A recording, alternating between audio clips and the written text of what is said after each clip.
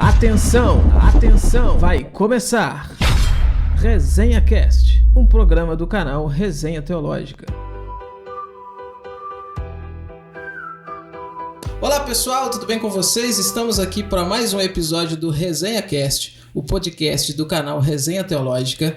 E essa semana na realidade a gente está atrasado, né? Porque dado aí as correrias, dado aí as outras obrigações, a gente tá um tempinho sem gravar. Mas graças a Deus, aprove ao Senhor nos conceder hoje essa oportunidade. E eu tô aqui, como sempre, com meu amigo Michael Custódio. Tudo bem, meu amigo? Cara, tudo bem, graças a Deus, né? Com boas novidades aí durante as semanas que a gente passou inoperante, né? Mas ativos também, né? Inop, mas ativos. Só agradecer a Deus, né, cara, pela oportunidade que nós temos em continuar anunciando o seu evangelho, a palavra de Deus, e esse é o motivo pelo qual nós estamos aqui. E hoje com uma convidada, a primeira convidada, né, do nosso podcast, e nada melhor do que ela, né, a tão celebrada, tão aguardada, né. Eu marquei esse podcast 3 meses depois, eu nem lembrava mais que eu tinha pauta, que eu tinha alguma coisa. Eu falei, meu Deus, tanto que a agenda dessa mulher é lotada, né? É difícil, mas a gente conseguiu. A gente vai dar um culto em ação de graças por causa disso. Mas, glória. William, quem apresenta? Você? Não, você apresenta ou eu apresento? Não, ela vai se apresentar. Ela vai se apresentar. Ela se apresenta, porque eu não sou digno disso. Então, por favor, eu faço sempre um suspense aqui. Eu não falo nem o nome do convidado, porque eu parto do princípio que a pessoa não tá vendo. Ela tá só maratonando os episódios no Spotify, no Deezer, né? Então, ó, você vai ouvir a voz agora, você vai saber quem é. Tá com você. Boa noite, pessoal. É uma alegria estar aqui com vocês. Nem tão concorrida assim a agenda, seu Michael. Mas é um prazer estar aqui com vocês. Eu sou Simone Quaresma, esposa do reverendo Oreb Quaresma, pastor presbiteriano. Moramos no Rio de Janeiro, temos 4 filhos, temos 8 netos e contando. Temos um trabalho direcionado à família, né, em outras igrejas onde vamos falar. Eu escrevo para o blog Mulheres Piedosas também e dou palestra para a mulherada por aí, Brasil afora. Muito bem. Tá vendo, pessoal? Altíssimo nível. A gente aqui, olha só, muito legal. E, pessoal, a gente vai tratar de um tema aqui muito interessante. Há uns dias atrás, não posso dizer meses, um pouco menos disso, gerou-se aí uma discussão, não vou dizer polêmica, porque é um tema bíblico, então não tem por que dizer polêmica, né? Mas gerou-se uma discussão aí relacionada à questão de filhos. Ter ou não ter filhos? É pecado não querer ter filhos? Existe um mandamento bíblico para se ter filhos? Tendo filhos, deve-se ter muitos filhos, poucos filhos e tal? Gerou-se essa discussão. E eu achei interessante porque enquanto a gente tem muitas pessoas ali defendendo argumentos bíblicos sobre a questão, muita gente também falando sem saber nem do que está falando, né? As redes sociais, infelizmente, têm esse lado ruim. Então, nós temos hoje aqui a Simone Quaresma, que trabalha nessa área, fala nessa área na igreja também, e a gente vai conversar um pouquinho sobre isso, então. E eu já começo, então, Simone, para a gente trazendo o seguinte pensamento, né? A gente vive numa época muito secularizada. E quando eu penso secularizado, eu estou pensando no contexto de igreja mesmo, né? Muito do que nós temos aí como cristianismo, quando a gente vai analisar biblicamente, a gente sabe que de cristianismo é só o título, né? É só o nome. E junto a isso, então, dado essa fragilidade, esse abandono bíblico, muitas visões e cosmovisões que as pessoas dentro da igreja têm abraçado, são cosmovisões que nada tem a ver com a Escritura Sagrada. Então, por exemplo, feminismo, enfim, essas pautas políticas aí de pontos totalmente discordantes da Escritura Sagrada.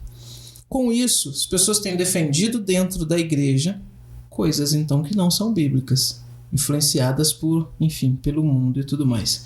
E aí, isso esbarra também, e isso vai diretamente nessa nossa questão, nesse nosso tema, que é a questão de filhos.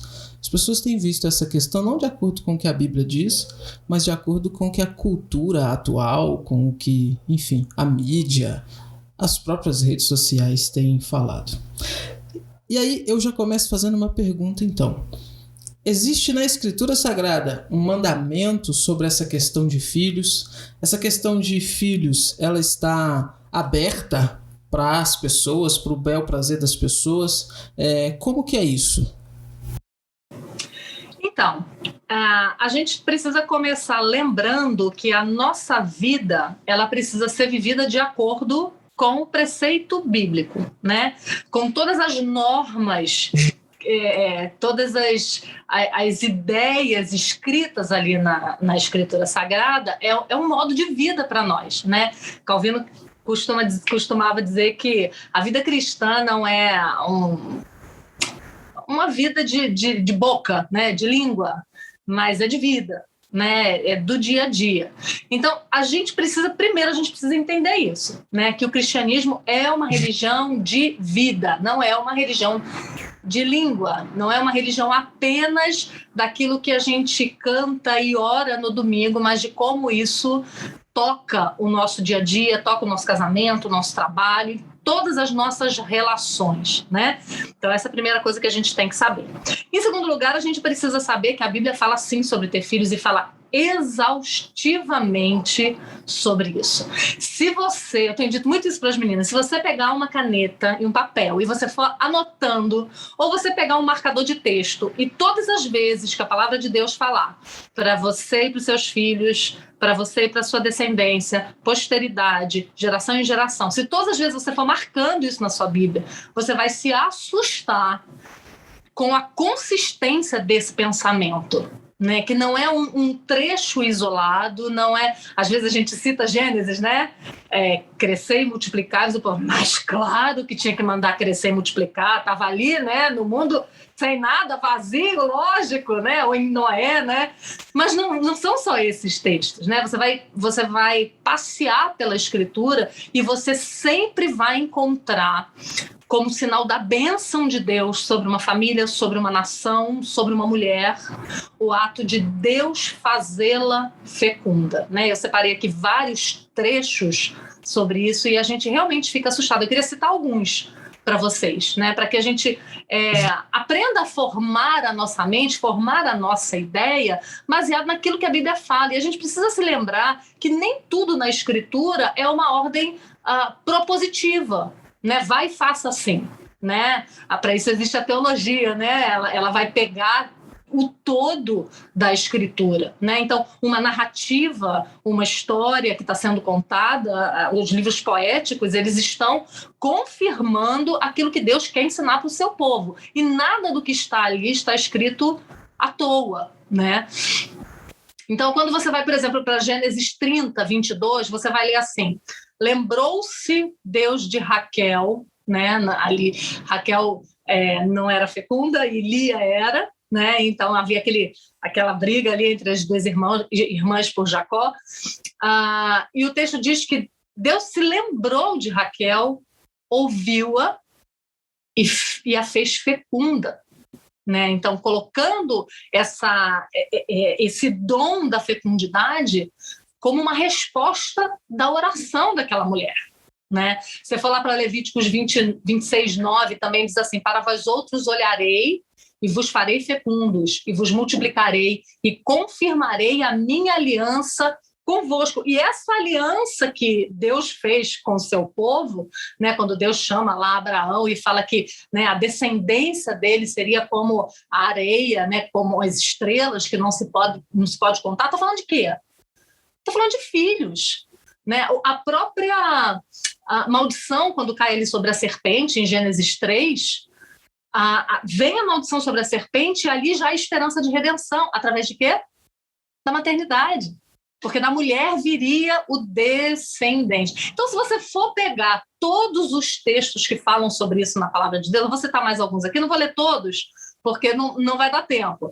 Mas se você falar para 1 Samuel 2, 20 a 21, você vai encontrar a história de Ana, Eli e Eucana. Né? Se você for para Deuteronômio 7, versos 12 e 13, vai falar novamente ali sobre Deus abençoar. Se o povo fosse obediente, Deus abençoaria tudo que eles fizessem, né? Ele te amará, te abençoará e te fará multiplicar. Primeira coisa, te fará multiplicar. Depois ele vai falar que vai abençoar os filhos, o fruto da terra, o cereal, o vinho, mas a primeira coisa, como resultado da obediência, como bênção de Deus, é justamente fazer com que aquele povo se multiplicasse. Deuteronômio 30, verso 5, Deuteronômio 30, verso 9. Né? Então, são muitos textos em que a gente pode perceber que a ordem de Deus para que o povo dele cresça e para que o povo dele multiplique é grande. É grande, é extensa e é firmemente fundamentada na Escritura. Simone, isso é interessante porque teve agora, recentemente, a ideia agora do que aconteceu lá no Afeganistão, né? E você viu, né, que a gente tem visto que o povo islâmico, né, eles se multiplicam, eles dão muita atenção para essa ideia da fecundidade, talvez até para uma ideia mais geral, uma lei natural, uma tradição, um jeito que eles encaram isso, que eu não sei muito bem o que é. Mas isso é um pouco novo na nossa cultura, né? Eu, quando olho, por exemplo, para minha avó, teve 18 filhos. Não se assuste, 18. Mas isso é novo, essa ideia de não querer ter filhos, ou a ideia mesmo de ter poucos filhos, né? Os nossos avós, nossos bisavós, eles tinham filhos e tinham muitos filhos, né? O pessoal fala, o pessoal não tinha televisão, não é nada disso. É a ideia realmente de uma cultura talvez secularizada, como o próprio ele falou. Eu queria perguntar para você, Simone, o que mudou na nossa época dentro de um contexto cristão? Já visto que isso é um mandamento bíblico, você mostrou isso em diversos trechos das Escrituras, tanto no Antigo quanto no Novo Testamento. Você vai ver isso como bênção do Senhor, e aquilo que é bênção do Senhor é estranho o povo de Deus rejeitar como bênção, né? Porque se Deus me dá como bênção, é estranho eu falar, então simplesmente não quero, mesmo que isso seja bênção. Ninguém fala isso com terras, né? E nem posse. Mas enfim, o que mudou atualmente para que o povo de Deus fala assim, torne isso uma questão diáfora, né? Eu posso ter ou não ter. Se eu quiser não ter, é problema meu e você não tem nada a ver com isso. Eu acho que isso tem tudo a ver com o evangelho ralo, né? Isso tem tudo a ver com púlpitos fracos, isso tem tudo a ver com pouca leitura, não só da escritura, como de literatura cristã, né? Isso tem tudo a ver com o nosso afastamento da palavra de Deus, né? Tem outras coisas aí, mais tarde eu quero falar um pouquinho sobre planejamento familiar, sobre feminismo, né? Então tem a influência, sim, do feminismo muito forte, mas o feminismo ele só consegue ter uma influência tão forte sobre nós porque quando as suas ideias chegam em nós não estamos robustos, né? Nós não temos a nossa cosmovisão bíblica bem formada, né? Então, por não termos a nossa cosmovisão bíblica bem alicerçada, bem formada, então, quando essas ideologias chegam, a gente recebe o tiro, não está sabendo de onde vem, né? A gente não sabe reagir a isso, né? Então, eu acho que esse é o grande problema, né? Nós estamos muito ralos, nós estamos muito rasos no conhecimento de Deus e da sua vontade. Exatamente. E assim, quando a gente pensa na igreja, então, frente a isso que o Maicon pontuou, por exemplo, essa questão do islamismo que tem como regra essa multiplicação, enfim, por filhos, né? A gente sabe que a nossa questão como cristãos, ela está ligada com a resposta a um mandamento bíblico, então a questão dos filhos, né? Não é simplesmente uma multiplicação pelo puro multiplicar-se, mas sim um obedecer ali a palavra de Deus e fazer algo que está na Escritura. Pensando nisso, então, quais seriam então os danos, os malefícios então que os crentes estão sujeitos aí por optarem, né, por não ter filhos? Rapaz, é dano para todo lado. É dano para todo lado. A sociedade sofre com isso, né? A igreja sofre com isso e a própria pessoa sofre com isso, né? E eu quero lembrar do Salmo 127, né? De como é que o Salmo 127 e o Salmo 128, né? Os salmos da família, né? Assim chamados, né? Mas como é que o Salmo 127, como é que ele coloca de forma impressionante como isso faz diferença na vida social, quando ele diz lá que o homem não seria envergonhado quando pleiteasse com os inimigos à porta, né? Aquele texto é incrível, mostrando claramente o dano que é feito à própria família, aos bens da família, por exemplo, né? Porque quando a ideia ali é de um homem velho, idoso, tentando proteger as suas terras, né? Aquilo que ele possui, e tendo ao lado dele varões jovens, fortes, né, que dizem, pode deixar, papai, a gente vai cuidar disso aqui, né? Então, Matthew Henry, ele fala que é como se o homem renascesse através dos filhos dele, né? É isso, é de geração em geração, né? Matthew Henry, comentando esse trechinho, ele diz assim: como um arqueiro se arma de arco bem munido, assim os homens são defendidos por seus filhos, como se fosse com arco e flechas. Aqueles que são destituídos de filhos são, de certa maneira, desarmados. Ser renovado na sua posteridade não é um dom insignificante que Deus outorga a um homem, pois Deus lhe imprime nova força para que ele, que de outro modo definharia, comece, por assim dizer, viver segunda vez. Se considerarmos como benefício da parte dele o fato de que as vacas e as ovelhas e as éguas concebem, quão inexcusável será a impiedade do homem se, quando Deus os embeleza com o honroso título de pais, eles consideram isso insignificante, um favor insignificante, né? Então, a ideia é justamente essa, que filhos são dádivas, mas filhos não são só dádivas para nos alegrar, né? Para fazer a gente rir das gracinhas dele ou para dar trabalho para a gente, mas também é um conceito muito perdido na nossa sociedade hoje, para cuidar da gente quando a gente fica velho. Foi Deus que fez assim. Isso não é vergonha, isso não é egoísmo, pensar assim, eu vou ter filhos para que eles cuidem de mim. Mas Deus fez esse cronograma mesmo, né? Eles nascem pequenininhos, eles não conseguem gerir a vida sozinhos, e aí eles têm a nós, têm seus pais. Então nós vamos lá, fazemos tudo por eles, e no final da vida a história se inverte.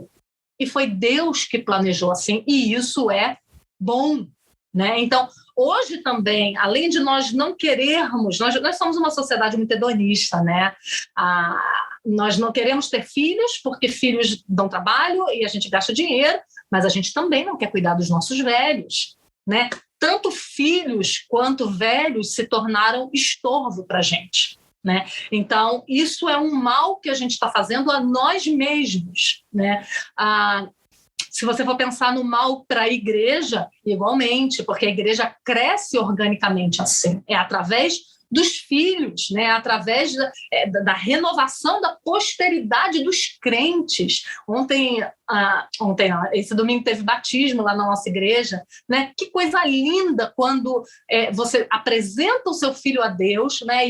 E na igreja presbiteriana a gente lê o manual de culto, né? E no manual de culto, o pastor lê e os pais repetem, né? Que eles prometem criar aquelas crianças debaixo da aliança, debaixo do pacto que Deus tem com seus pais, né? Trazer aquelas crianças para debaixo da bênção do pacto, ensinar aquelas crianças a ler a palavra de Deus engraçado, ensinar a ler para que elas leiam a palavra de Deus, né? Os pais prometem trazer os filhos com assiduidade. Sabia, Michael, que o Manual de Culto Presbiteriano diz que a gente precisa trazer nossos filhos para o culto e ensiná-los a se comportar reverentemente no culto? Pois é. Foi agora que botaram isso aí? Foi agora? Não foi, menino. Não foi edição nova. Já estava lá, né? Então, assim, para a igreja também, o prejuízo é muito grande. A igreja vai minguando. Você pode ver claramente isso quando você vai para a Europa, por exemplo, né? A igreja minguando. Só tem idosos, porque eles tiveram poucos filhos, e é uma coisa impressionante que Vodd Baucham fala naquele livro Família Guiada pela Fé. Ele diz que tem uma crise muito grande instalada nos Estados Unidos agora, no tocante a gerar crentes. E aí ele dá uma estatística, ele fala assim, olha, 75% dos filhos de crentes no primeiro ano da universidade, já estão fora das igrejas, já abandonaram o evangelho, 75%.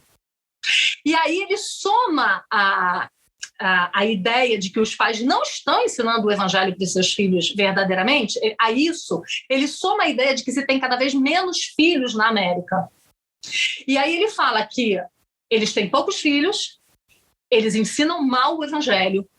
Então ele fala que hoje, para se gerar um único crente, é necessário 2 famílias inteiras. Olha que loucura. Para dar um crente para a próxima geração, 2 famílias inteiras. Né? Quer dizer, é algo completamente diferente do que a gente vê nas genealogias da Bíblia, né? Quando se vai contando quantos filhos tinham e como é que aqueles filhos passavam o evangelho para os outros e como é que eles iam caminhando. Então, é prejuízo para todo lado, é prejuízo para a igreja, é prejuízo para a sociedade, né? Porque se você não tem para quem deixar as suas coisas, né? É interessante porque você vê a palavra de Deus falando sempre sobre a propriedade, né? Sobre não remover os marcos que os seus pais deixaram, que o homem de bem ele deixa herança para os seus filhos, né? Então você percebe que isso é uma coisa importante na palavra de Deus, né?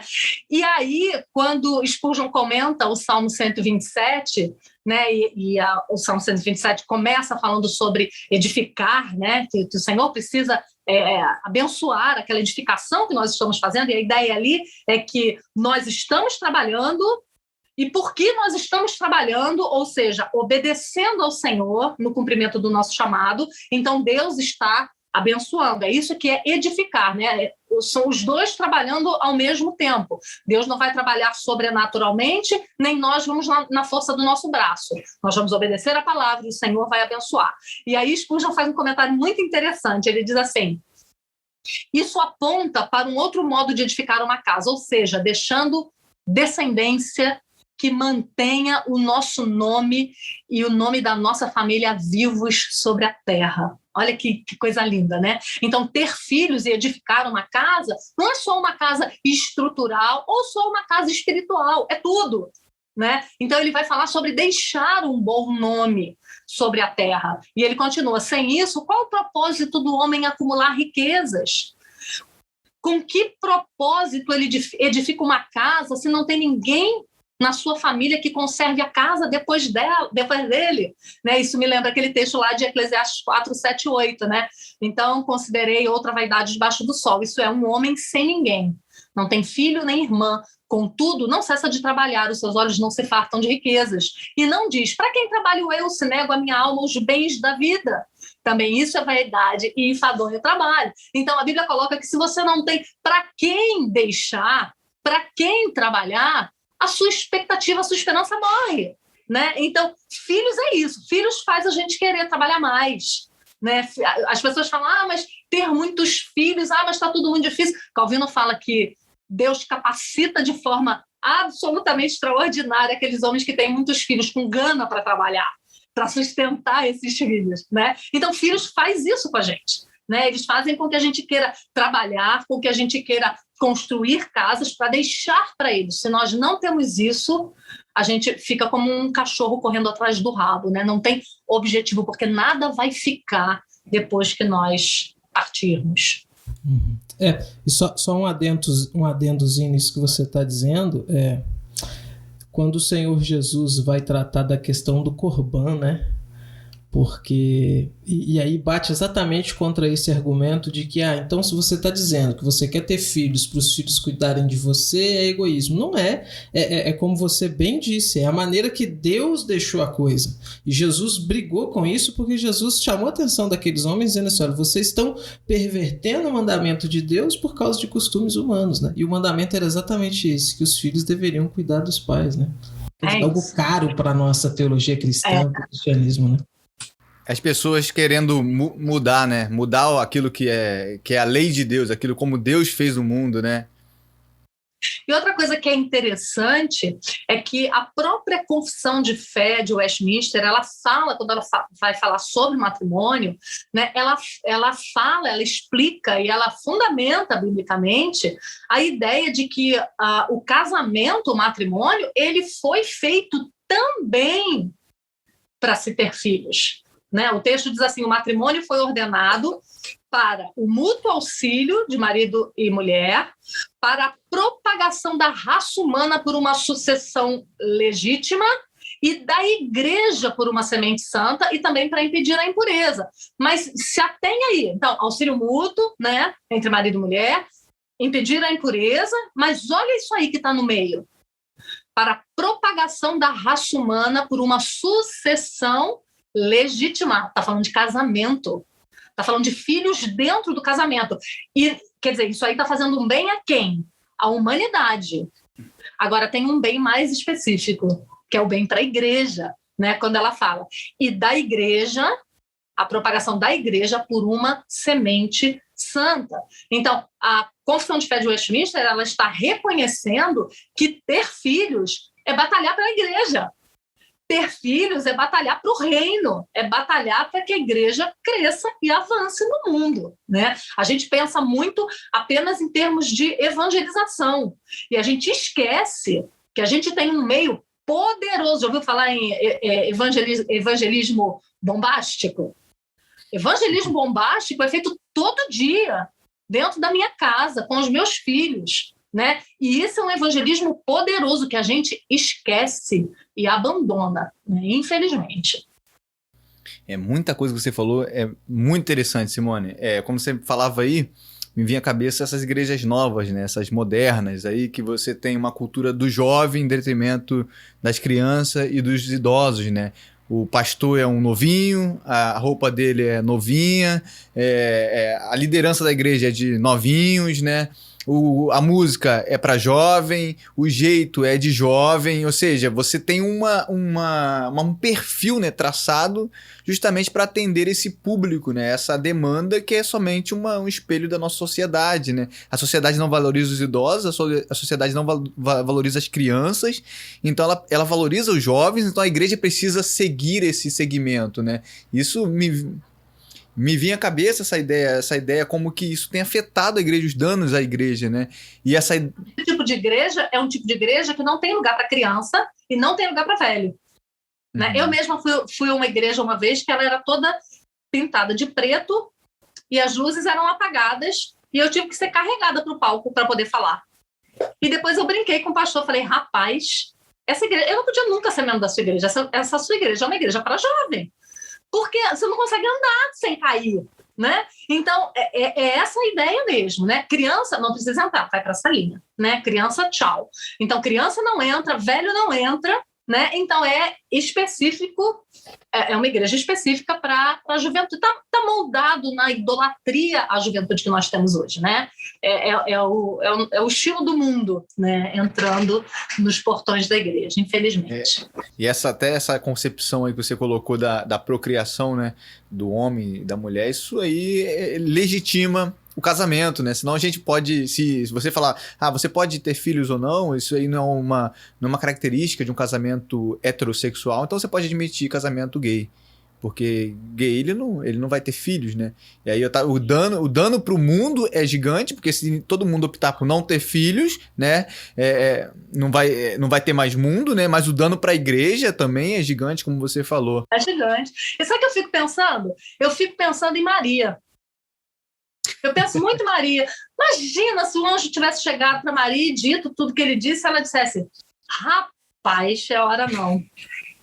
Agora não, preciso terminar o ensino médio, estou pensando numa faculdade, vamos pensar nisso para depois, deixa eu casar mesmo com o José, o negócio está realizado aqui, não está dando para mim não, né? O mundo está difícil, o leite está caro, né? Então, assim, as consequências são impressionantes. Se você pegar a história da redenção, né? E cada um que nascia ali, por que tem esses nomes registrados, gente? Eu gosto muito quando a Susan Hunt ela fala no livro A Graça que Vem do Lar, né? Ela diz que por que é que quando você chega no ponto auge da redenção, que é o Novo Testamento, né? o Novo Testamento, o primeiro capítulo, começa com o quê? Genealogia. Por quê? E aí ela diz, isso quer dizer alguma coisa, gente. Sabe o que isso quer dizer? Que geração importa.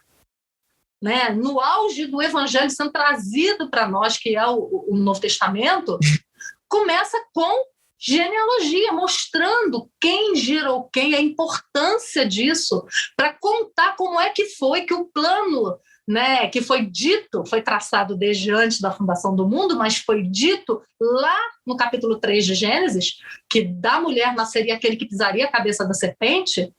Como é que isso aconteceria se as mulheres tomassem para si a decisão de ter ou não ter filhos?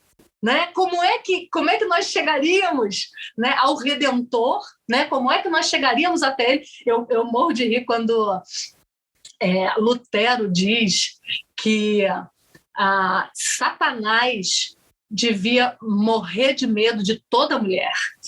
Eu achei engraçadíssimo quando eu li isso, porque ele dizia assim, que, da mulher vai vir aquele que vai pisar a cabeça, né? E aí ele diz que é como se Deus estivesse fazendo uma jogada, né, com Satanás, pegando Satanás assim de jeito, porque o tempo todo ele ficaria, será que é essa mulher?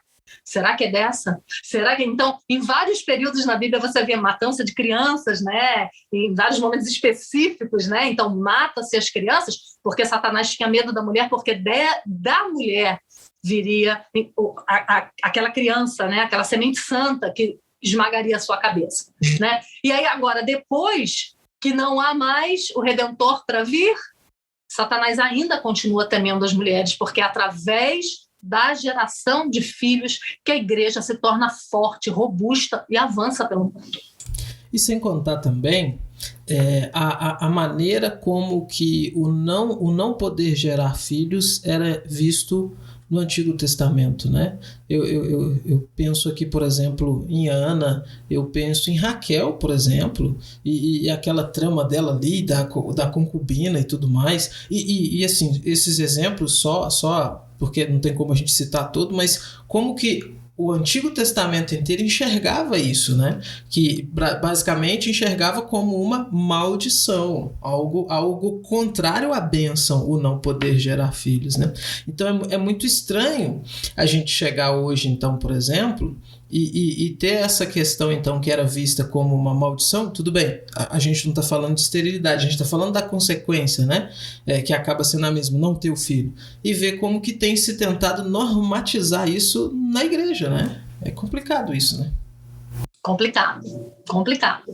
É complicado porque talvez até, eu acho que as pessoas elas têm ainda aquela ideia, né, de que, mas isso é Velho Testamento. Você sabe, eu ouço muito isso. Isso é muito triste, porque quando você compartimenta a palavra de Deus, você joga fora uma parte importante da palavra de Deus, né? Você fica perdido, então você fica aberto ao que você quiser dizer, né? Então, é complicado. Eu lembro daquele texto lá em Oséias, né? Quando fala exatamente isso que você está dizendo aí. Ele diz que eles, por causa do pecado, né, que eles comeriam, mas não se fartariam, se entregariam à sensualidade, mas não se multiplicariam, porque deixaram de adorar o Senhor, né? Então, isso é visto na palavra de Deus como um problema. Por quê? Porque a sensualidade, a sexualidade, dentro dela está embutida a bênção de ter filhos, de gerar, né? Então, Deus poderia ter feito isso de qualquer outra maneira, mas ele escolheu dessa, né? Então eu acho isso, eu acho que é muita falta de entendimento, porque é aquilo que você falou no começo, né? Não tem muito o que discutir, né? Não é um assunto tão polêmico assim, basta você ir para os textos, né? A gente citou dezenas, tem outras 4 dezenas, 5 dezenas de textos, né? É muito claro, não é polêmico como alguns assuntos realmente são, né? Esse aqui não tem dificuldade, não tem dificuldade de você entender, né? Você vai ler o Salmo 128, né? Bem-aventurado o homem que teme ao Senhor e anda nos seus caminhos, aí vai dizer como é que é a vida dele. Do fruto de suas mãos comerá, feliz será, tudo te irá bem, tua mulher no interior da tua casa, os filhos em volta da mesa, né? Ela será como uma oliveira frutífera. Não precisava ter texto nenhum mais na palavra de Deus. Se tivesse só esse, a gente ia entender como é que Deus vê a maternidade e a paternidade, né? Como Deus enxerga isso. E isso deveria nos humilhar, né? Quando nós vamos contra isso, né? Quando nós pensamos diferente do que aquilo que Deus pensa.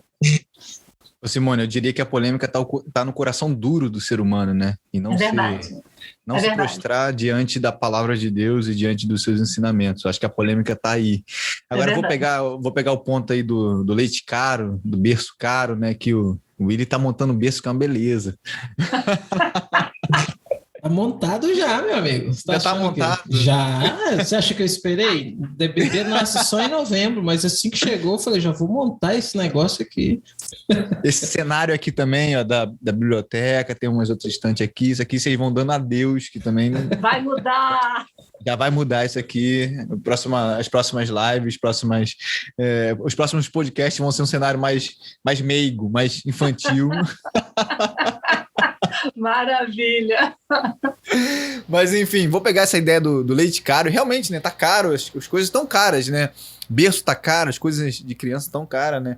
Então, eu queria perguntar para você, Simone, se tem possibilidade, se seria errado, né, eu planejar a vinda dos meus filhos para momentos que, até mesmo financeiramente, eu esteja mais preparado para isso. Eu achei muito interessante aquele ponto que você citou, que ter filhos dá vontade de trabalhar, porque isso mexeu comigo. Eu recebi a notícia que Daiane estava grávida, eu falei assim, nossa, eu preciso fazer mais alguma coisa para poder ganhar mais dinheiro. Acho que eu vou vender uns cursos aí, não sei. Boa! Mas enfim, como é que isso gera no homem, né, essa vontade de trabalhar, de conquistar mais coisas para poder deixar para sua descendência? E é muito latente isso na nossa vida. Mas seria errado eu planejar a vinda dos meus filhos, espaçar isso? Ou você acha que isso tem um negócio de aberto à vida, né, que é muito dito, inclusive pelos católicos, né, de forma equivocada muitas vezes? Mas como é que você pensa isso, a ideia do planejamento familiar? Rapaz, tu me faz uma pergunta que dá um curso. Aí quer que eu fale pouco. Então deixa que eu vendo. Deixa que eu tô precisando de dinheiro. Vamos lá, vamos tentar. Eu quero começar citando Douglas Wilson. Quando ele escreve aquele livro Reformando o Casamento, ele diz assim: antes de perguntarmos se essa prática, está falando do planejamento familiar, eu quero falar um pouquinho sobre planejamento familiar, que eu acho que falta informação para a gente, falta informação para o crente, tá? E eu acho que a gente precisa entender não só a perspectiva bíblica, como eu falei no começo, mas a gente precisa saber de onde vêm as ideias que a gente tem. A gente acha que vem do nada, a gente acha que são concepções nossas, mas a gente está enganado, né? Então ele diz assim, antes de nos perguntarmos se essa prática é pecaminosa, devemos perguntar se ela nasce ou não de um entendimento e submissão ao ensino bíblico sobre família. Vou repetir. Antes de nós nos perguntarmos se a prática de planejar a família, né, do planejamento familiar como nós conhecemos hoje, antes da gente perguntar se ela é pecaminosa ou não, a gente deve se perguntar se ela nasce ou não de um entendimento e submissão ao ensino bíblico sobre família. Então, a gente precisa se perguntar isso. Agora, deixa eu falar só mais uma coisinha. Tudo isso que a gente está falando aqui é algo que a gente deve tomar para nós. Não é algo que a gente deve aprender para o outro. Por que eu estou dizendo isso? Porque eu conheço muitas moças com as quais eu converso sobre isso, né? Então, estão aí bebendo de católicos, né? Com essa história de ser aberto à vida, né? Com a idolatria que eles têm a Maria, a maternidade, e não é nada disso, né? E às vezes eu converso com essas moças e elas falam, mas o meu pastor, ele tem 2 filhos. E aí eu fico pensando, rapaz, tem tanto motivo para a gente ter pouco filho, que a gente não sabe por que aquela pessoa tem 2 filhos. Ou por que aquela pessoa tem um filho, ou porque não tem nenhum. Às vezes Deus não deu.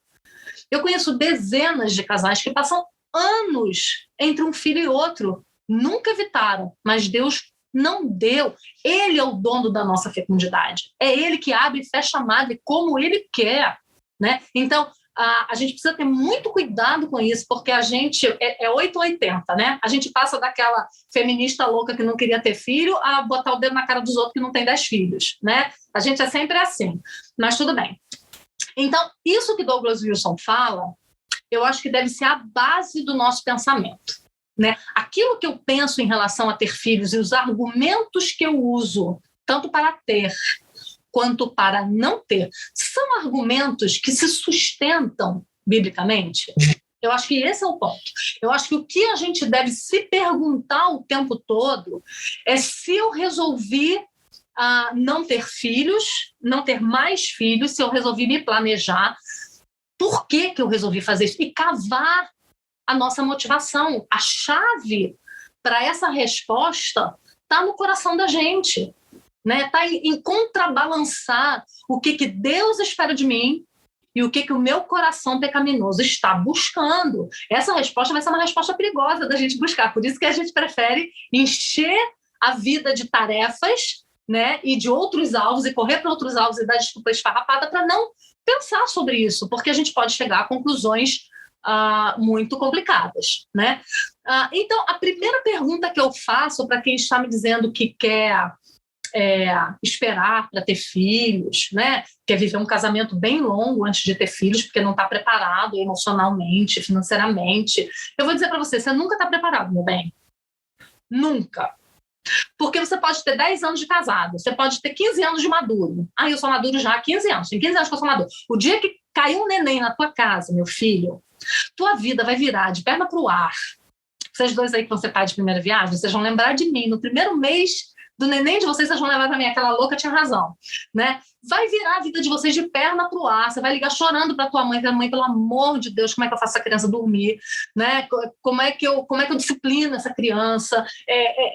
Você fica louco, tá? Então, o momento para a gente ter filhos, então, condição financeira, nunca é boa. Nunca é boa. Quem tem condição financeira boa no Brasil? Quem é rico? Estabilidade. Quem tem estabilidade? Ninguém tem, né? Então, são desculpas que a gente organizou na nossa cabeça, que são boas desculpas, né? E que dão uma resposta satisfatória para a sociedade, que a gente dá. Mas, diante de Deus, à luz da Escritura, nada disso cola. Se você vai para o texto de Êxodo, por exemplo, Êxodo capítulo 1, eu amo esse texto. Né? Eu amo esse texto. É uma coisa que me lembra muito uma coisa que o Arebe fala. O Arebe fala sempre assim: qual é a melhor época? Um casal vem conversar com ele. Pastor, como é que a gente sabe qual é a melhor época para a gente ter filho? E ele diz: quando você casou. Você está casado, meu bem? É a melhor época para você ter filho. No dia seguinte você já pode engravidar, não tem problema. No mesmo dia você já pode engravidar. A única coisa que se precisa pensar é: eu sou casado ou sou solteira? Porque se você é solteiro, você não pode ter filho. Mas se você casou, não existe impedimento nenhum para você ter filhos, para você engravidar, tá? E aí eu lembro do texto de Êxodo. O que está acontecendo aqui em Êxodo? Toda a família de José foi para o Egito, né? Cresceu, se estabeleceu. José morreu, subiu um novo faraó que não sabia nada sobre eles, sobre o povo hebreu. E aí ele diz assim... Verso 7, mas os filhos de Israel foram fecundos e aumentaram muito e se multiplicaram grandemente e se fortaleceram de maneira que a terra se encheu deles. Entremente se levantou um novo rei sobre o Egito que não conhecera José. Ele disse ao seu povo: eis que o povo dos filhos de Israel é mais numeroso e mais forte do que nós. Eia, usemos de astúcia para com ele, para que não se multiplique, seja o caso que, vindo a guerra, ele se ajunte com os nossos irmãos e os nossos inimigos, peleje contra nós e saia da terra. E os egípcios puseram sobre eles feitores de obras para os afligirem com suas cargas. E os israelitas edificaram a Faraó as cidades, celeiros, Pitom e Ramsés. Mas quanto mais os afligiam, tanto mais se multiplicavam e tanto mais se espalhavam, de maneira que se inquietavam por causa dos filhos de Israel. Meu amigo, pior situação do que escravidão não pode não pode existir. E o povo estava tendo filho, e estava tendo muito filho, né? Pensa no povo no deserto, pensa nesses países em guerra no Oriente Médio. Tu acha que alguém para de ter filho porque está em guerra?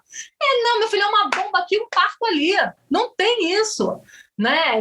Não são motivos, nunca foi motivo, mas agora não ter um quarto para cada filho vira um motivo essencial, né? Você não ter um emprego público estável vira motivo para não ter filho. Então, a gente precisa voltar a examinar o nosso coração. Esses dias eu conversava com uma moça, ela dizia para mim, eu quero ter o quarto filho. Ela tinha 3. Eu quero muito ter o quarto filho. Meu marido está no meu pé.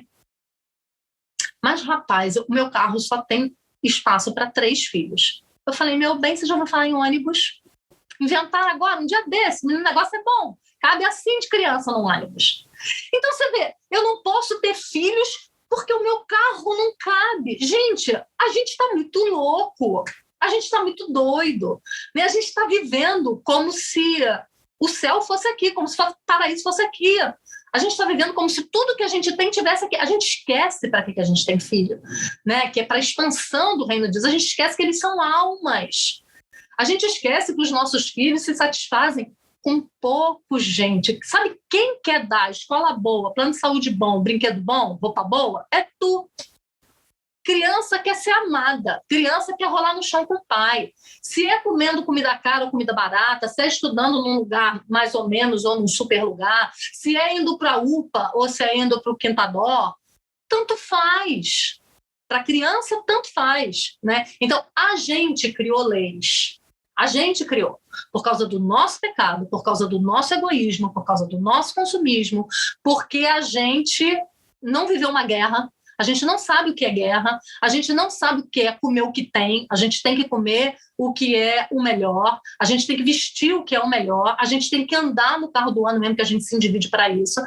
Então, toda essa ideia a respeito de ter filho tem muito a ver com a maneira como a gente encara o dinheiro e os bens hoje. Os bens e o dinheiro são ídolos para nós, né? E onde os filhos entram nisso aí, é reflexo disso. Esses dias eu conversava com uma moça que o marido está fazendo seminário ainda. E ela dizia, não é hora agora de ter filho, porque ele está no seminário ainda. Eu falei, mulher, tu não sabe de nada, quando ele virar pastor, o negócio vai piorar tanto, querida. Vai ter filho, amada, vai. Né? Porque depois ele vai pastorear uma igreja. Que segurança um pastor tem numa igreja? Zero, nenhuma. Tem 4 anos ali eleito, depois a igreja pode não elegê-lo mais, ele ficar sem igreja. E aí, você vai fazer o quê? Né? Então, a gente quer seguranças que a Bíblia não dá para a gente. Né? A Bíblia fala que, se Deus quiser, amanhã farei isso ou aquilo. Né? Nem se a gente vai mesmo fazer, a gente sabe. E a gente quer segurança. A gente quer um emprego, a gente quer saber que a gente tem uma poupança, a gente tem que se agarrar em coisas muito palpáveis para a gente fazer aquilo que Deus manda a gente fazer, que é ter filho. E eu mais o Mike conversava mais cedo sobre essa questão, e o que me veio à mente foi exatamente pensar isso. O não querer ter filhos, às vezes, ele é um sintoma, e talvez possa até não dizer às vezes, posso dizer que todas as vezes, ele é simplesmente um sintoma de um problema maior, né? Que está por trás disso. Então, por exemplo, às vezes é o egoísmo, às vezes é a falta de fé, às vezes é o não acreditar, o não confiar que Deus ele está no controle de todas as coisas, inclusive da nossa vida. Gente, igual você estava dizendo mais cedo, tem questões que não é nem teológicas, simplesmente você saber ler. Está escrito lá, Jesus falou, olha, vocês valem mais do que um pardal, vocês valem mais do que os lírios dos campos, então fiquem tranquilos. Então, às vezes, o não querer ter filhos, ele reflete muito essa questão, né?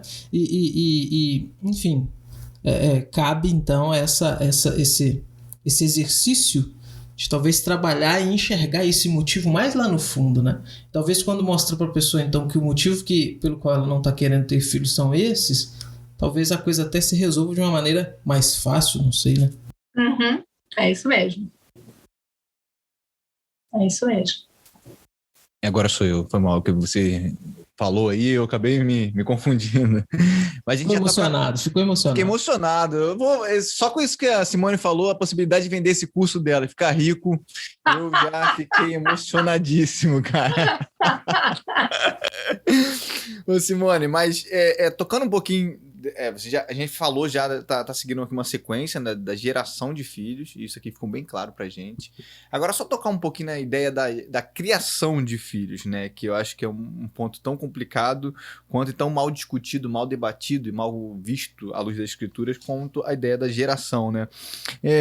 Quando a gente pensa, por exemplo, na ideia da criação, muitas mulheres, né, pensam em não sacrificar, por exemplo, a carreira como desculpa por não ter filhos, né? Ou então até sendo um pouco desleixados, um pouco na ideia da criação, né? De ter o filho como alguém que você vai criar, instruir diante da demonstração do Senhor, e não só as mulheres, os homens, são dever do casal, né? Mas pensando, por exemplo, na ideia da mulher no trabalho, né? Quando a gente vê o feminismo, por exemplo, é dito que as mulheres têm os mesmos direitos dos homens, então elas podem trabalhar, elas podem exercer as mesmas profissões que os homens, inclusive ganhar o mesmo salário, enfim, né? Isso é muito difundido entre a igreja, entre o povo, de uma maneira geral. Porém, quando a gente vai analisar biblicamente essa ideia, né, a ideia da mulher trabalhar, né, engraçado quando a gente fala sobre isso, as feministas só não aceitam se a mulher quiser ficar dentro de casa, né, cuidando da casa, elas falam que não, isso aí já não vale, isso aí não pode. A mulher pode trabalhar, pode trabalhar, pode fazer isso, mas você fala assim, não, eu quero ser dona de casa e tal, cuidar dos meus filhos. Não, isso aí você não pode, isso aí você tá... Isso não é trabalho. Isso não é trabalho, isso aí não pode, né.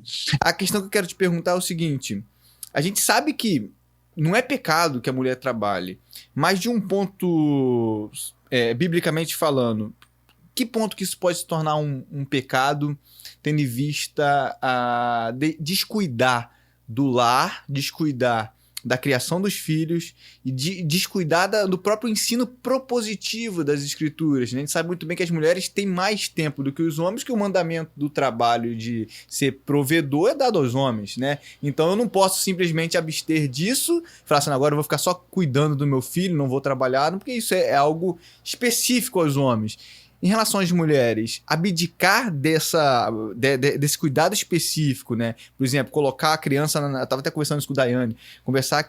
Colocar a criança numa escola de tempo integral para que os pais só peguem os filhos lá no final da noite, né? Isso é muito comum também.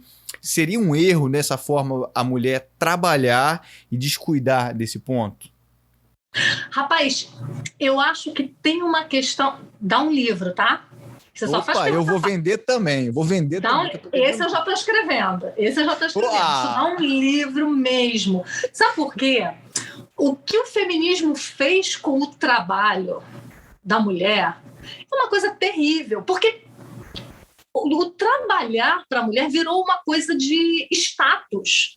É aquilo que você falou, né? Se você está trabalhando em casa, não tem valor, né? Se você está faxinando a sua casa, isso não tem valor. Mas se você está faxinando uma outra casa, aí sim, aí você é livre. Porque a ideia do feminismo é, a mulher ela não pode se submeter ao homem. E para ela não ser dependente do homem, ela precisa ter a sua renda. Então, eu acho que a pergunta que as mulheres casadas...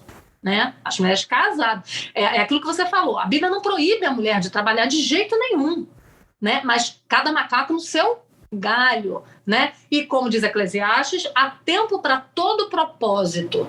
Todo propósito tem o seu tempo específico, tem fases da vida, né? Se você pega uma mulher casada, você deve perguntar a ela por que você está gastando as suas energias, a maior parte das suas energias e da sua força de trabalho e dos seus afetos num trabalho, se você tem outro que está te esperando lá. Porque quer a mulher trabalhe, quer a mulher não trabalhe, ela tem um chamado, se ela é casada. E o chamado dela, descrito lá em Tito, capítulo 2, de 3 a 5, é um chamado gigantesco. Né? Aquela mulher mais velha deveria ensinar a mais nova a ser boa esposa, amar o marido, amar os filhos. Esse amor inclui o cuidado com eles, né? O auxílio ao marido e o cuidado com os filhos, e a ser uma boa dona de casa. Gente, cara, rasga a Bíblia.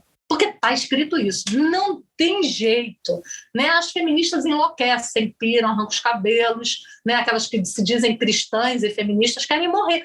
Mas a Bíblia manda uma ordem para as mulheres serem boas donas de casa. Então, quando a gente pensa... Eu sempre falo isso com as meninas, eu vejo uma diferença muito grande entre um trabalho e uma carreira. São duas coisas muito diferentes, né? Um trabalho é alguma coisa que você vai fazer para ganhar um dinheiro, né? Você vai fazer de casa, você vai fazer na rua, você vai fazer 2 horas, 3 horas, 4, 8 horas por dia, mas é um trabalho que a hora que você disser, opa, tá me prejudicando, eu paro.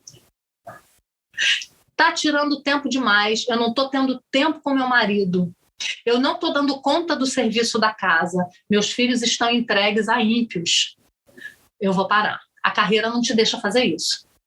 A carreira é alguma coisa que você tem como o seu casamento, é um casamento, a carreira é um casamento, né? Isso não é só na vida da mulher não, tá? Na vida do homem também, os homens também têm que tomar cuidado com isso, mas principalmente a mulher, porque o homem ele foi chamado para fora.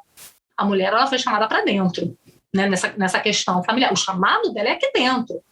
Ela até pode, enquanto ela está casada e criando filhos, ela até pode. Mas a grande pergunta que ela vai precisar se fazer todos os dias é qual o prejuízo que isso está causando ao meu marido, em primeiro lugar.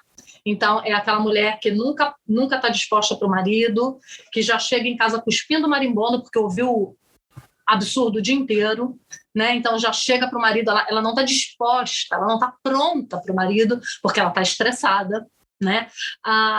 Ela não tem tempo de cozinhar para o marido, porque ela trabalha muito, ela chega em casa morta, né? Esse negócio de, ai, que coisa linda, né? A mulher ter 3 expedientes. Lindo para Simone de Beauvoir, que tinha empregada, né, amado? Que lavava o banheirinho dela. Né? Agora, para a mulher normal, que vai chegar em casa, né, e ainda vai fazer tudo que ela devia ter feito o dia inteiro, mas estava servindo a outro senhor lá fora, aí agora ela chega, ela tem que cuidar da casa dela, é uma loucura. Né? Então, não à toa as mulheres estão morrendo mais, as mulheres estão tendo mais problemas de coração, as mulheres estão obesas, porque a vida está louca. Né? Então, ela não cozinha mais para o marido, então o marido ele chega, ele tem que ir junto para a cozinha, ao invés de ele chegar e encontrar aquele ambiente favorável, pronto, né? Não está mais. E aí, quando a gente fala dos filhos, aí a loucura é total. Porque eu ouvi esses dias alguém falando, né? Como é que pode você querer entregar seu filho a César e na hora de trazer para casa não trazer um pagão? Né? Quer dizer, você entrega os seus filhos para o Estado, né, que é o que a escola é, né, governada pelo Estado, você entrega os seus filhos lá o dia inteiro, né? Então quem passa a maior parte do tempo com o seu filho é quem o está criando, é quem o está educando, e aí você leva o menino 1 hora, 2 horas por semana para a igreja, né? Lê uma historinha mequetrefe com ele na hora de dormir, com o menino quase dormindo, e você quer esperar que seus filhos sejam salvos, seus filhos sejam crentes, que seus filhos amem ao Senhor, temam ao Senhor, quando eles foram criados por ímpios. Né? Então, a questão do trabalho da mulher, a resposta a essa questão é mais com relação àquilo que ela está perdendo ou deixando de fazer quando ela deveria fazer, do que aquilo que ela está fazendo. Porque o que ela está fazendo não é necessariamente errado. Né? A mulher fora de casa, trabalhando, não é necessariamente errado, mas pode se tornar. Pode se tornar quando ela delega as suas funções de esposa, de mãe e de dona de casa. Aí vira um problema. Muito bem. E pensando nisso, Simone, agora eu quero ver se a gente pensa então numa coisa mais prática. Pensando, por exemplo, na nossa realidade de Brasil hoje. Então vamos pensar o seguinte: que resposta a gente daria para uma mulher cristã? Então, não feminista, nada disso. Uma mulher crente mesmo, né? Simples, que tem uma família, então, onde tem, por exemplo, 3 filhos, e a renda do marido não comporta, e ela trabalhando, e ela está se vendo exatamente nesse contexto que você acabou de mostrar, que você bem disse, o trabalho não é essencialmente errado, mas traz todos esses problemas. Que resposta a gente daria para essa pessoa, então, para tentar, por exemplo, ajudá-la ajudá-la. Qual seria o caminho que a gente aconselharia ela a ajudá-la? Então, por exemplo, ela precisa trabalhar porque a renda do marido só não comporta e tal, enfim, essa realidade que você bem sabe que a gente encontra muito, né? Então, eu acho que em primeiro lugar a gente precisa entender isso. Eu acho que esse é o primeiro ponto, né? Por isso que essa não é uma resposta simples. Por isso que você não pode dizer é pecado a mulher trabalhar fora, a mulher tem filho, não pode trabalhar fora. Não é assim com nada na vida, né? Então a gente precisa pensar sobre o assunto. Eu acho que esse é o primeiro ponto, né? E a gente foi acostumada a não pensar sobre isso porque era um ponto pacífico. A mulher ela tem que se realizar na carreira dela, ponto. Né? E aí a gente começou a voltar para a palavra e a gente começou a ver que por vezes fica incompatível o negócio. Então, vamos pensar sobre isso e vamos caminhar. Se a gente chega a uma conclusão dessa, a gente não pode chegar de hoje para amanhã e dizer pronto, vou embora do meu trabalho porque meus filhos estão numa creche e joga tudo para o alto, né? Devolve o carro, o banco toma o carro, a Caixa Econômica toma a casa. Não é assim. A gente precisa sentar, mas a gente precisa caminhar. A gente precisa sentar, pensar, entender primeiro, né, qual é o nosso chamado, a importância desse chamado, e aí a gente vai caminhar para isso. Eu tenho muitas amigas que estão passando nesse processo, por isso que eu quis escrever esse livro, né? Estou escrevendo. Porque eu participei de perto, né, dessa geração. A minha geração é outra geração. A minha geração era o seguinte: me formei, estava trabalhando, estava dando aula, primeira gravidez, tchau, pedi demissão. Por quê? Porque gente, isso é agora. Eu tenho 51 anos. Foi um dia desse. Era algo natural que a mãe é que cuidava dos seus filhos. Tem 30 anos. Mas essa geração agora não. O natural virou o contrário. Né? O natural é a mulher não largar a carreira de maneira nenhuma. Larga o filho, larga o marido, troca de marido, mas a carreira não. Né? Então, eu tenho convivido muito, eu tenho ouvido muita história, né, desse tipo. E uma das minhas histórias preferidas é de uma amiga muito querida, que agora está no 5º filho, e ela era uma alta funcionária do Banco do Brasil. Teve a primeira filha, teve a segunda, e as filhas criadas com a empregada, né? Ela ia lá rapidinho, na hora do almoço, almoçava com elas 20 minutos e voltava sempre correndo, sempre correndo, sempre correndo.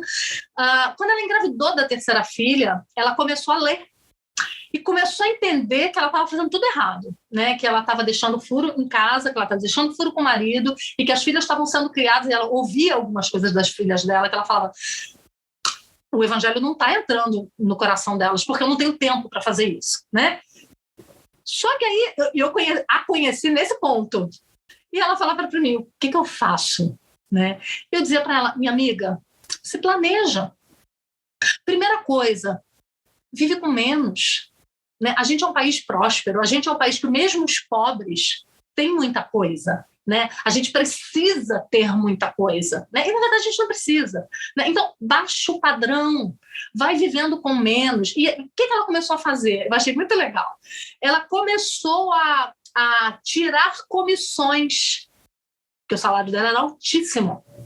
E aí, mas por quê? Porque ela fazia isso, ela fazia aquilo, ela era gerente, e ela começou a falar: eu quero sair da gerência. E aí já deu aquele baque. E aí a vida familiar teve que se organizar. Né, o marido pastor, ganhando pouco, igreja incerta, terceiro filho chegando, né? Depois ela foi pedindo menos. Aí ela engravidou do 4º filho. E aí, por fim, ela falou: chega. Mas eles foram caminhando para isso. Aquele marido foi se preparando para ganhar mais dinheiro. Né? Então, até nesse ponto, a mulher em casa é importante, porque se tem 2 forças indo para fora, não tem quem fique, não tem quem dê respaldo, não tem quem dê apoio.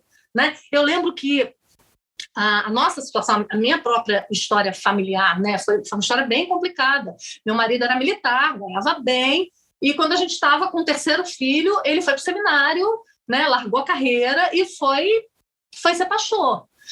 E ele ficou 4 anos sem igreja assim que ele se formou. 4 anos. E aí já tinha nascido a nossa 4ª filha, nós tínhamos 4 crianças pequenas, né? E a gente tinha uma ajuda de custo de R$800 do presbitério, a família ajudava aqui, a família ajudava ali, e ele procurando campo, não conseguia. Chegou um dia que eu falei para ele, eu falei, amor, eu vou voltar da aula. E aí ele falou para mim, quem vai cuidar das crianças? Porque ele estava se preparando, ele estava estudando, né? Ele estava fazendo faculdade de letras, ele estava procurando igreja, e ele falava, eu vou fazer essa faculdade de letras, quem sabe eu dou uma aula aqui, dou uma aula ali, e a gente consegue se sustentar. E ele falou para mim, Simone, se você sair, eu vou ter que cobrir a tua parte. Se eu cobrir a tua parte, eu não tenho como correr para lá. Eu não tenho como me especializar, eu não tenho como continuar estudando latim e grego, né, para as pregações que eu quero fazer. Vai me frear, porque eu vou ter que fazer o teu trabalho, entende? Então, quando um vai, o outro tem que ficar. Não dá para sair todo mundo e a casa ficar vazia, a casa ficar sozinha.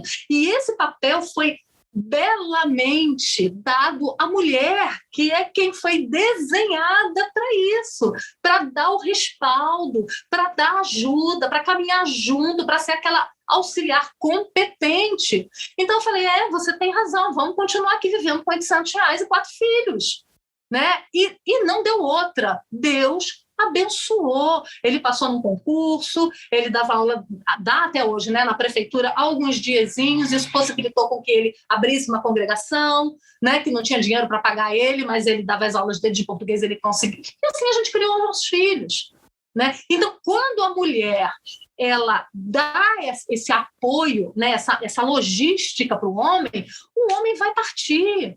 Né? E agora, o que acontece muitas vezes também é que os homens, né, da mesma forma que o feminismo ele masculinizou as mulheres, feminizou os homens também.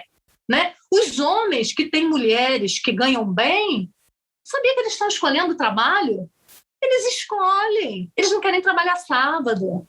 Eles não querem ficar até tarde. Eles querem expediente. Eles querem, moleza. Né? Então, até nisso, né, a gente, às vezes, está prejudicando o nosso marido.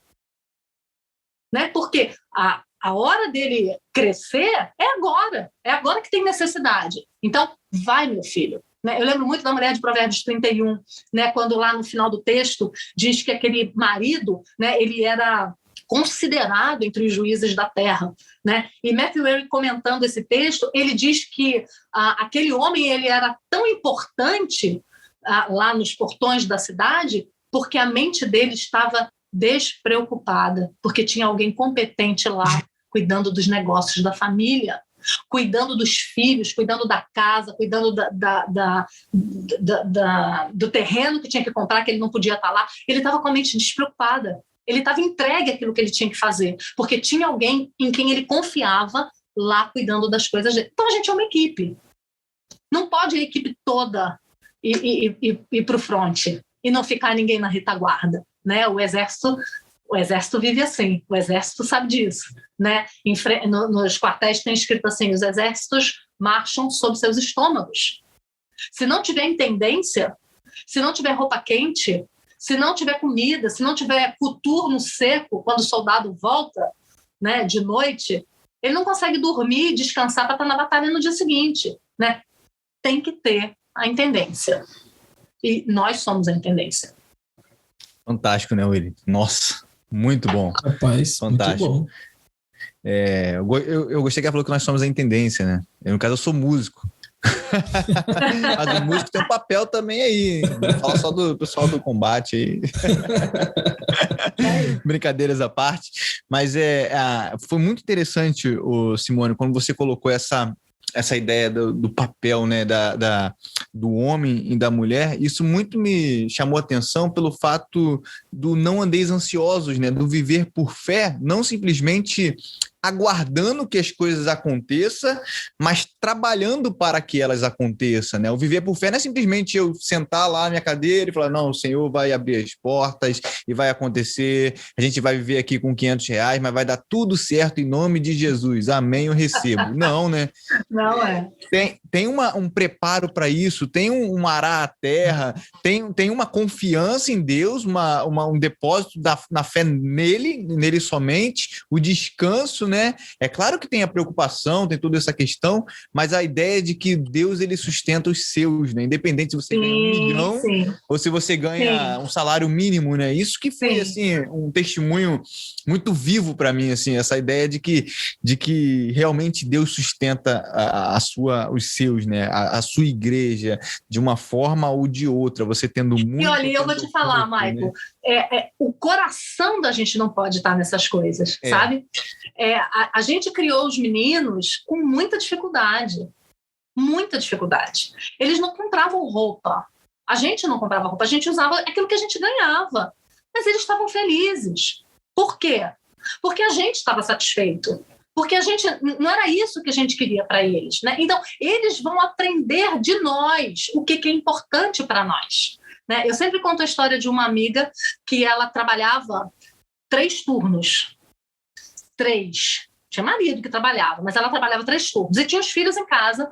E um dia, e ela dava tudo para aqueles meninos, né? Porque eles tinham que ter as coisas. E um dia, ela chegou para um dos filhos e falou: a mamãe vai parar de trabalhar de noite, mamãe está querendo fazer a jantinha de vocês, ficar com vocês. O que você acha? O filho dela tinha 9 anos. Sabe qual foi a resposta dele? Ele falou assim: a gente vai perder alguma coisa com isso? E ela disse: talvez a gente tenha que cortar a TV a cabo. E ele falou: então não quero não. A mãe estava ali dizendo que não estava aguentando mais, que estava cansada, que queria ter um tempo com eles à noite, mas ele aprendeu durante os 9 anos da vida dele que o que era mais precioso para a mãe dele era o dinheiro. E aquilo virou importante para ele também. Então, ele não estava mais disposto a abrir mão disso, entendeu? Então, a maneira como a gente cria os nossos filhos, a maneira como a gente dá importância às coisas materiais, vai impactar diretamente a maneira como os nossos filhos veem as coisas. Né? Você conhece meus filhos, você sabe, nenhum deles hoje é rico, nenhum deles é rico, mas eles se sentem muito abençoados e abastados, porque eles não tinham nada disso, né? Esses dias a Thalita chorou porque descobriu que o Lucas nunca tinha comido sopa de letrinha, porque sopa de letrinha era muito cara. Ela morreu de chorar. Não acredito, eu vou comprar sopa de letrinha para você. Tá vivo, feliz da vida. Não foram à Disney, não passavam férias em hotel, não tinham viagens maravilhosas. A gente passava as férias era em casa mesmo, tomando banho de mangueira no quintal. Está todo mundo vivo, né? Então, a gente se espelha muito no que é importante para o mundo e a gente precisa parar com isso. A gente precisa olhar para o que a Escritura julga importante.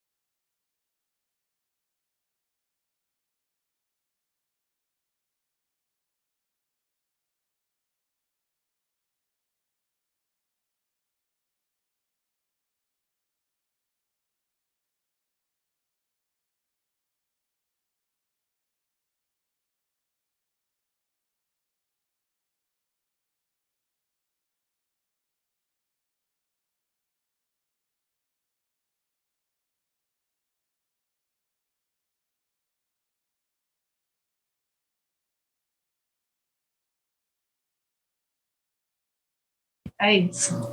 É isso que a Simone falou, né? A gente se alegra com tão pouco, né? Tem aquele célebre caso, a Simone vai contar melhor, mas eu conheço bem os filhos dela, conheço bem o Reverendo Oreb e a própria Simone, o caso de quando eles almoçaram fora pela primeira vez, né? Que foi no Burger King, não, porque eu me misturei aqui. Foi numa casa de esfirra. Uma casa de esfirra. Eu ia falar McDonald's, mas eles comeram ali. Eu sei que sempre quando o Reverendo Oreb me conta essa história, ele até chora, assim, ele se emociona, porque a alegria, né, Simone, e a festa que aquelas crianças fizeram com algumas esfirras, né, e um refrigerante, parecia que estavam, sei lá, no Madeiro da vida, ou nesses de marcas aí que a gente vê, né? Isso é muito interessante, né? É verdade. É porque, na verdade, o que a gente fazia? Como era muito filho e pouco dinheiro, a gente dava direito a um por vez. Cada mês era um que podia ir a um fast food, né? Nunca todo mundo junto, né? A gente não tinha como fazer isso. E quando o Areb terminou o mestrado dele, os meninos eram adolescentes já. Né? Então, eles viveram a infância deles toda sem isso. A gente ia para o cinema, o Areb é que ia porque era estudante, pagava meia. Eu não podia ir.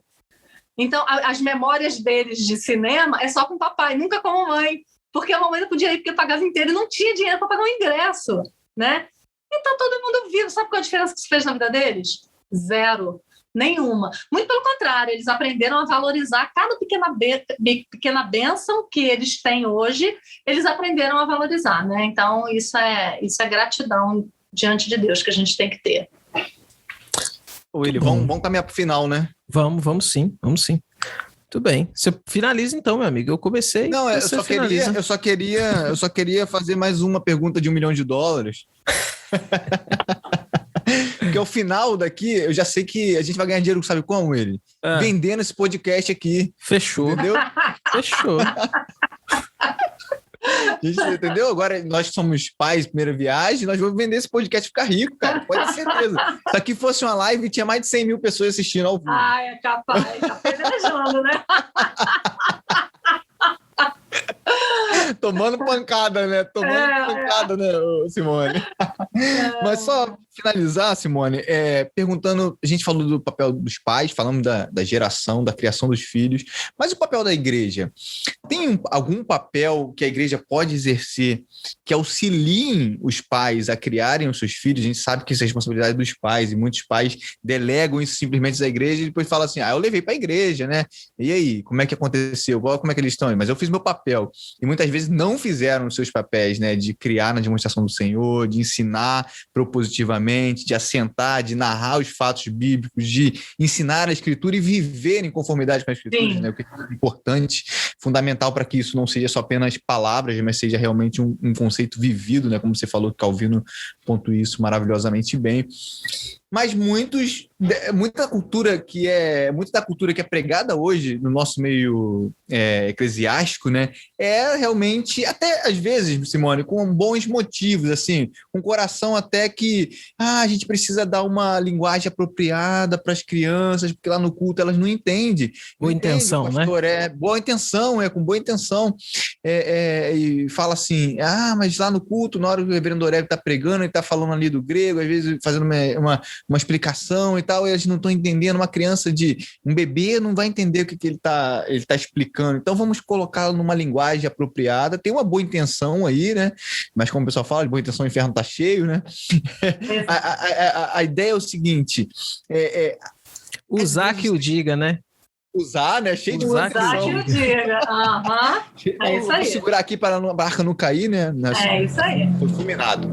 Mas, enfim, o que eu te pergunto é, as igrejas mais têm atrapalhado a criação dos pais e o ensino das Sagradas Escrituras quando fazem esse tipo de ajuda, quando dão esse tipo de ajuda, vamos tirar aqui, colocar na salinha e tal, tirar do culto público, e é bom falar o que é culto público, está falando do domingo do Senhor, né? A gente já tratou isso aqui um pouquinho sobre isso, as pessoas já estão mais massificadas e já entenderam um pouco mais sobre isso, e é mais atrapalham do que ajudam a fazer isso. Enfim, como é que as igrejas podem proceder para que as famílias estejam mais embasadas na palavra de Deus e criem seus filhos debaixo da administração do Senhor?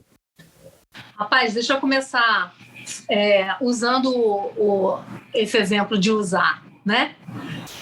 É impressionante porque a ideia era ajudar, né?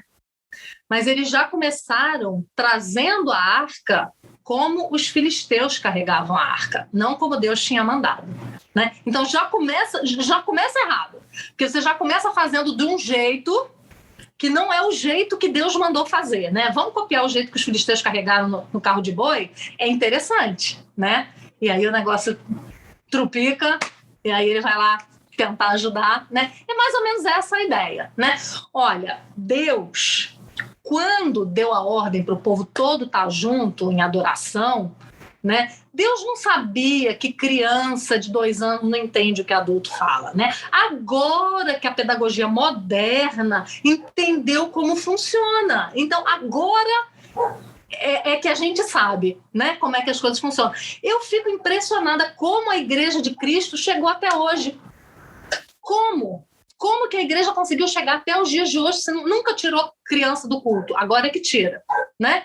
De 30 anos para cá é que isso é feito, de 40 anos para cá é que isso é feito. Mas isso nunca foi feito, nem no Velho Testamento, nem na igreja, né, nascente, nem na era apostólica, nem nos pais da igreja, nem na Idade Média, nem na Reforma, nem com os puritanos. Nunca se fez isso.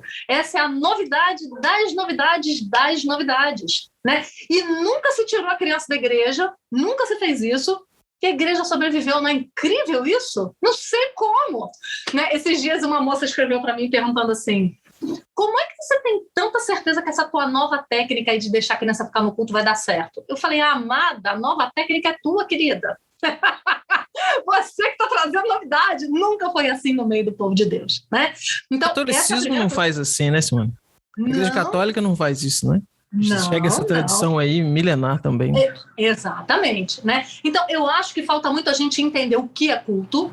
A gente não sabe o que é culto, o que o culto representa, né? Falta muito a gente entender que quando você tira a criança dali, você está tirando a criança do ponto alto da vida cristã, que é o encontro do Deus triuno com seu povo, né? Eu sempre brinco, será que se nós vêssemos na era de Jesus hoje e dissessem, Jesus vai estar lá no Rio de Janeiro, ele vai no Nova América hoje, misericórdia, ia correr para lá com meus filhos, eu queria que ele olhasse meus filhos, eu queria que ele abençoasse meus filhos, né? Eu ia querer que meus filhos estivessem perto dele, mas não, né? Então a gente faz como os discípulos, né? Deixa essas crianças, a criança atrapalha, né?